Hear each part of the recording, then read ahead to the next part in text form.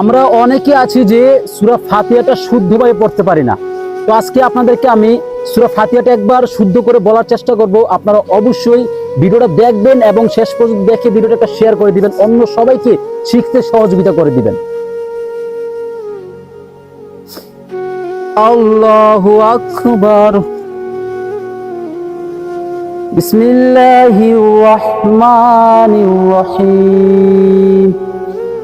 আলহামদুলিল্লাহি রাব্বিল আলামিন।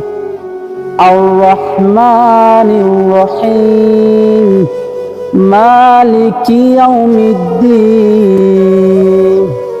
ইয়্যাকা না'বুদু ওয়া ইয়্যাকা নাস্তাঈন। ইহদিনাস সিরাতাল মুস্তাকিম।